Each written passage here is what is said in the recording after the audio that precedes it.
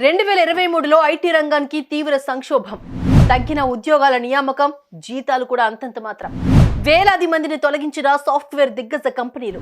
Mint రిపోర్ట్లో వెల్లడైన సంచలన నిజాలు. చెప్పుకోవడానికి ఆ ఉద్యోగం కాస్తంత హై క్లాస్ గానే ఉంటుంది. వచ్చినంత కాలం జీతం ఫుల్గానే వస్తుంది. వారంలో 5 రోజులే పని, 2 రోజులు ఎంజాయ్మెంట్ జాబ్ అనిపిస్తుంది. అయితే ఆ ఉద్యోగాలు నీటి మీద బుడగలే అన్నది మాత్రం 100కి 100 పాళ్ళు నిజం. అవే సాఫ్ట్వేర్ ఉద్యోగాలు.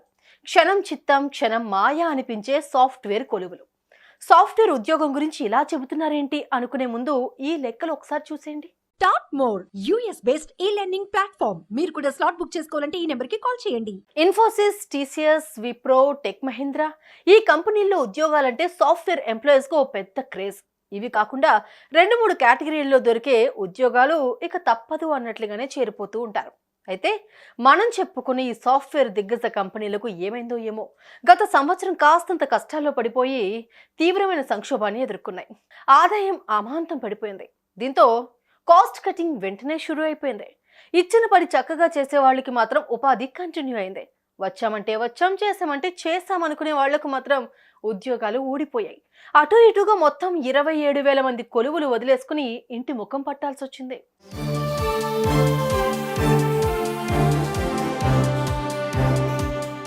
భారత ఆర్థిక వ్యవస్థ తీరుతెన్నుల్ని విశ్లేషించి నివేదికలు తయారు చేసే మింట్ ఇచ్చిన తాజా రిపోర్ట్ చూస్తే 2023వ సంవత్సరంలో ఐటీ దిగ్గజాలుగా పేరుపడ్డ ఇన్ఫోసిస్, టీసీఎస్, విప్రో, టెక్ మహీంద్రా లాంటి సంస్థల్లో వేలాది మంది ఉద్యోగాలు పోగొట్టుకోవడం అన్నది కళ్లకు కట్టినట్లుగా కనిపిస్తోంది.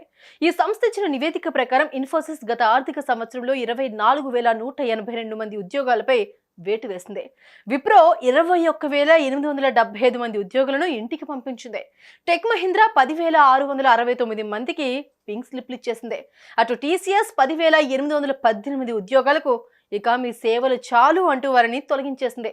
మొత్తం మీద 67,000 మంది ఉద్యోగాలు పోగొట్టుకున్నారు. ఇక గత సంవత్సరంలో ఈ సంస్థలు కొత్త వారికి ఏమాత్రం అవకాశాలు కూడా ఇవ్వలేదు. ఒకవేళ 1-2% కొత్త వారికి అవకాశాలు ఇచ్చినా వారి ప్యాకేజీల్లో బాగా కోత పడింది.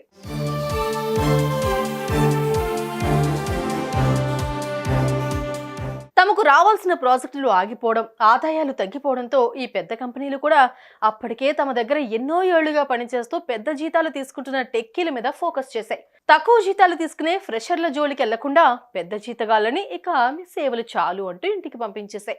కొన్నేళ్ల కిందట విప్రో కంపెనీలో ఉద్యోగం సంపాదించిన కొత్త వారికి మినిమం 6.5 లక్షల రూపాయల ప్యాకేజీ ఉండేది. అయితే ఈ ప్యాకేజీ 2020 దాకా చక్కగా నడిచింది. కానీ అటు తర్వాత కోత మొదలైంది.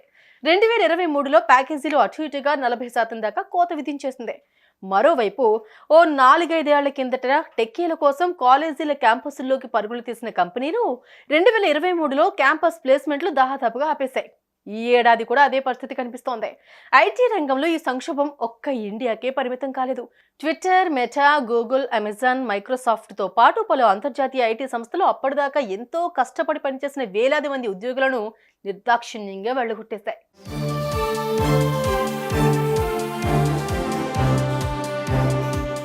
సో ఈ పరిస్థితుల ద్వారా తెలిసే విషయం ఏంటంటే సాఫ్ట్వేర్ ఇండస్ట్రీ అన్నది బంగారు కత్తేమీ కాదని నిరుద్యోగులు తెలుసుకోవాల్సిన అవసరం ఉంది. ఇతర రంగాల్లో ఏం జరుగుతుందో కూడా గమనించాల్సిందే.